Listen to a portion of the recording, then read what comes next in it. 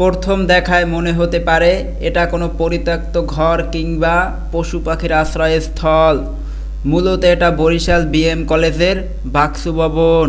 2008 সাল থেকে নির্বাচন হয়নি, তাই বাকসু ভবনেরও প্রয়োজন পড়েনি। যেমন অবহেলিত বাকসু ভবন, তেমন অবহেলিত ক্যাম্পাসের উন্নয়ন। বাকসু নির্বাচন ছাত্রদের একটা চাওয়ার মধ্যে অন্যতম একটা চাওয়া হচ্ছে বাকসু নির্বাচন। আমাদের বাকসু ভবনটার কি অবস্থা, যেখানে আমরা দেখতে পাচ্ছি যেখানে ছাত্র প্রতিনিধিরা বসে শিক্ষার্থীদের কার্যক্রম পরিচালনা করবে, কিন্তু সেখানে যেই কার্যক্রমগুলো হচ্ছে এখন বাহিরের লোক বহিরাগতরা এসে সেখানে আড্ডা দিচ্ছে। এটা প্রথমেই আমার ক্যাম্পাসের মান ক্ষুণ্ণ হচ্ছে। অনেক শিক্ষার্থী দাবি করেছেন বাকসু নির্বাচন হয় না বলেই ক্যাম্পাসের উন্নয়ন হয় না। ভাই, নির্বাচন কে না চায়? সবাই চায় যদি একটা আপনার নির্বাচন হয়, তাহলে দেখা গেল যে আপনার ক্যাম্পাসে একটা জাঁকজমকপূর্ণ পরিবেশ সৃষ্টি হয়।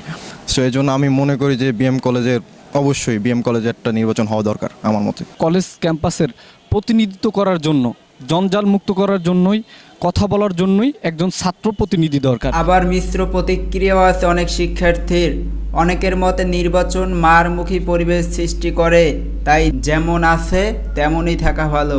ঝামেলা করে যে নির্বাচনের ব্যাপার নিয়ে, আর কি অনেক সময় ঝামেলা করে, ক্যাম্পাসের ভিতরে অনেক বিশৃঙ্খলা সৃষ্টি হয়। সেটাই মনে করি কলেজের ভিতরে এইসব না হওয়াটাই better. Barishal BM college BAKSU ভবনের ঠিক সামনে কুকুর ঘুমাচ্ছে, অবহেলায় অযত্নে পড়ে রয়েছে বাকসু ভবন।